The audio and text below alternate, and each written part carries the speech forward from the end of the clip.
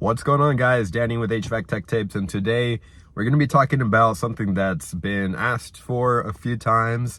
People on here, online, on YouTube, and as well people that I know personally. How to begin your HVAC career, how to get an apprenticeship, how to get started. I'm going to give what I did, some things that could help you, and hopefully get something from it. Hopefully you get employed soon. Praying for that over you. In Jesus' name, you will be employed soon.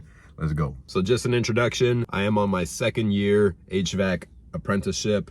Completed my first year primarily in ductwork and residential work. And this year I've upgraded to commercial.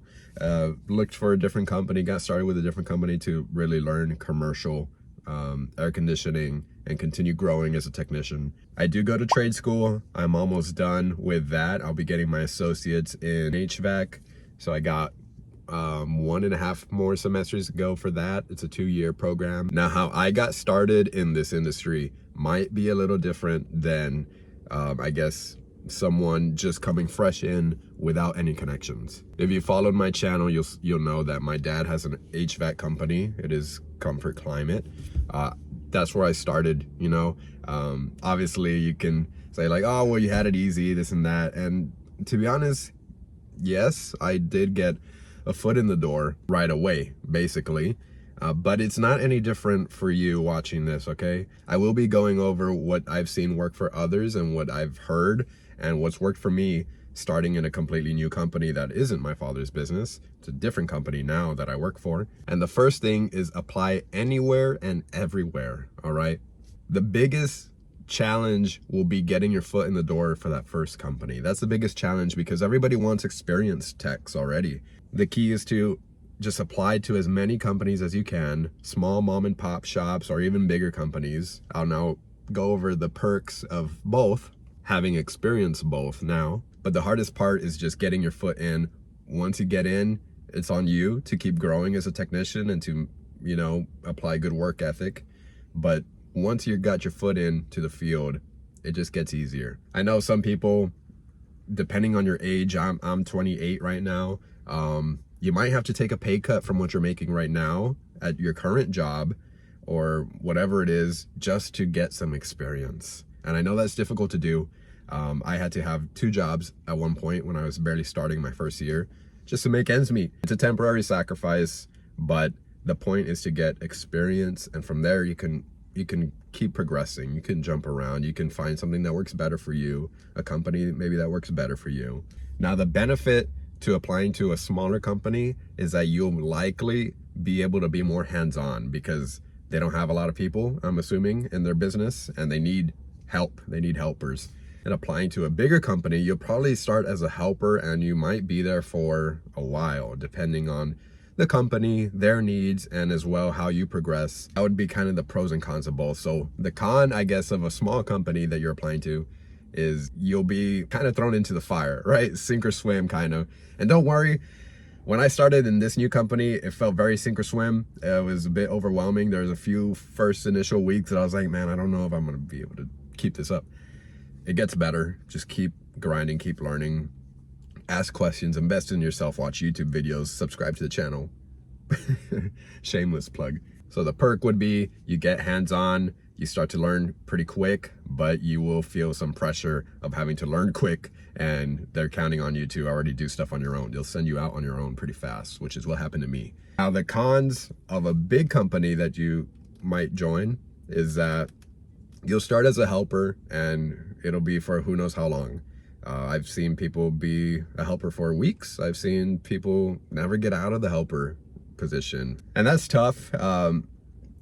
You know, you'll feel less pressure definitely because you'll be riding with a tech, right? Or you'll be helping other technicians. So you won't feel the weight of like diagnostics and repairs, getting the job done, but you're also not going to be growing that much. That's okay if you're just starting out, but you don't want to be stuck there. So if you're in that position, if you find yourself in that position, I would say be a helper, right?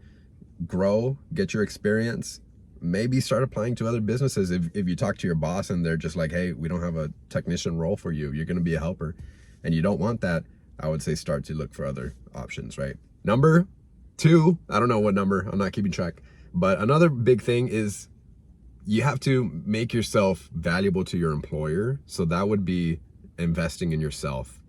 For me, that looked like trade school.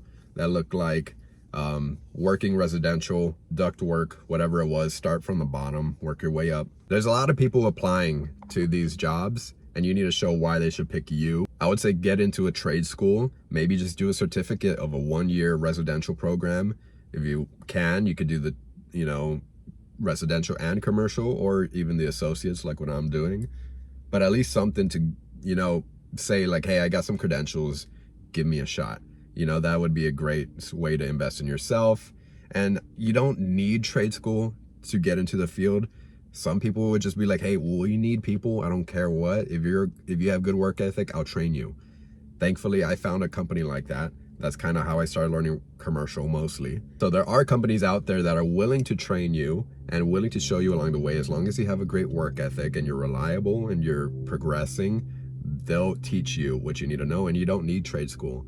Trade school just kind of helps if you're learning from zero to what is a capacitor, what does a compressor do, what's a refrigeration cycle. You're going to learn all that and the theory in trade school, but you don't need it to get in the field. It'll definitely help you grow as a technician, but I understand everybody's in different scenarios in life, and I just want to say you don't need it. Okay? Let's establish that. You don't need it to get in the field. It just helps. One, it helps you grow, but two, it also helps you stand out to employers.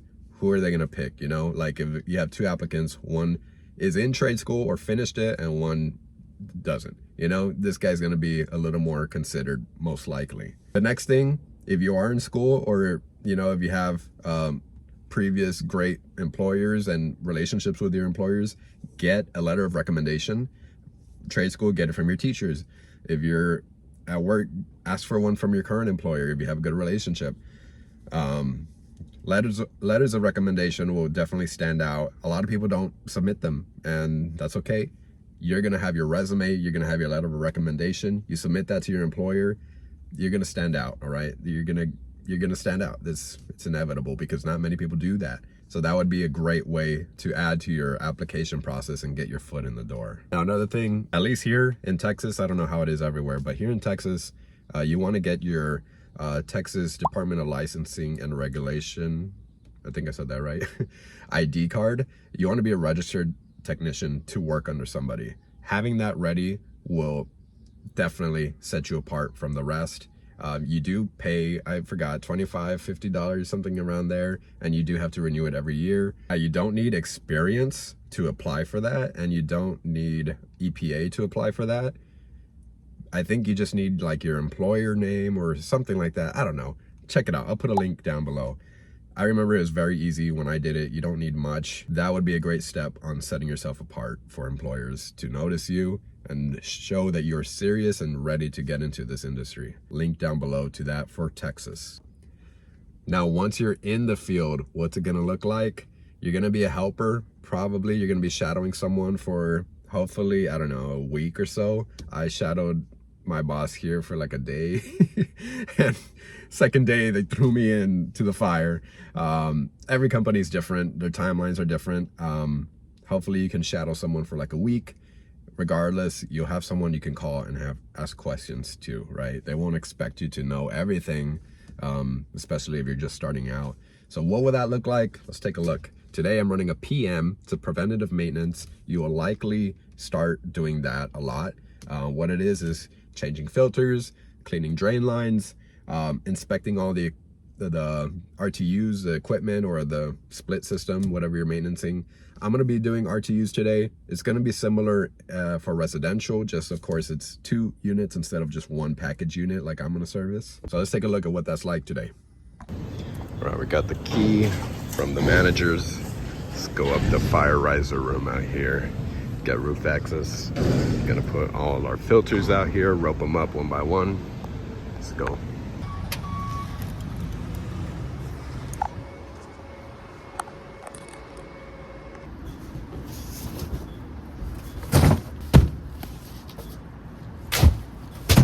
I use a rope and hook. It's like a grapple hook.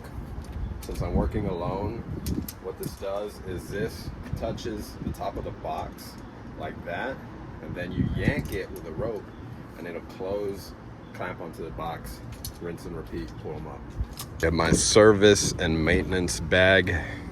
I did another video showing this and showing everything that's in it. If you're interested in that, check it out. I'll put it below. It's got everything I need for service and diagnostics. Perfect for maintenance or whatever. Take my water with electrolytes. It's good. Stay hydrated up there.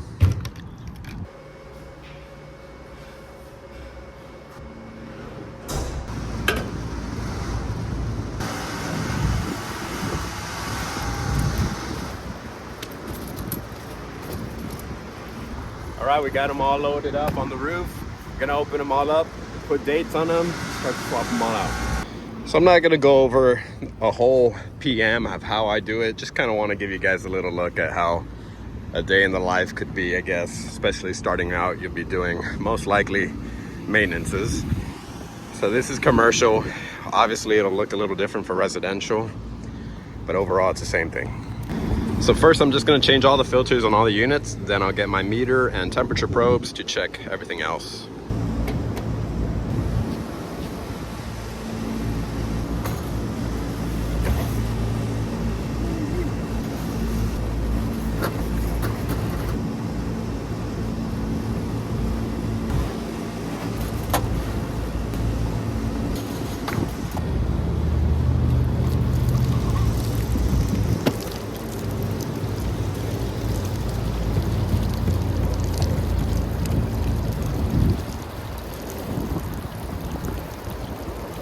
It's not much to it. You want to be careful with the PVC. It's out in the sun and the elements, right? Be careful with them. I've broken some trying to take some off. I just kind of carefully take them off, tap them out. You'll see all the gunk come out. Reinstall. Should be good to go. All these filters are looking like carpets, man. You can see all the fur and fuzz. I don't know what. Definitely had airflow restriction to a degree. Thankfully, the coils look pretty clean. But yeah, I don't know when the last time they changed these. All right, just finished changing all the filters. Got most of my diagnostics, temperatures, pressures, and all that when necessary. Check the belt tensions. Fixed this P-trap. The connection was broken, so that's a water leak waiting to happen. What I did was I took the trap and connection from this unit that I know is not working right now, has a shorted out compressor, so I'll replace that one.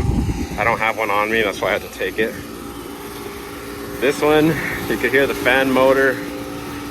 Bearings are going bad. We're gonna write that up too. For now, I prevented a water leak as well. Some drains were clogged, so prevented those leaks as well. And that's kind of it.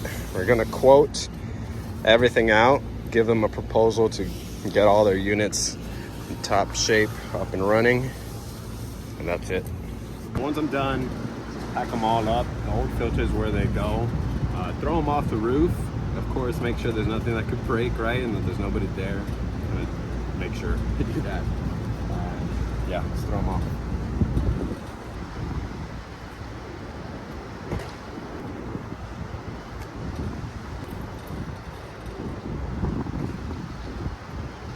All right, y'all, that's pretty much it. Running a PM, pretty simple. You're not really making repairs, you're just making sure everything's running, and if something's not running, find out what it is and note it down. Going back to getting started in this trade, don't get discouraged, guys. Like I said many times, the hardest part is just that first step, getting the first foot in the door. After that, it's such a high demand industry, as you've known and heard. It's not going to be hard to find work. If you have any other questions, drop it down below. I do my best to reply to every single one of them. If you found this video helpful, go ahead and drop a like, share it with somebody, with a buddy. Make sure to subscribe to the channel, really helps us out. Stay tuned for more tech tips and tapes. And until then, have a good one, guys. Stay blessed. We'll see you in the next video.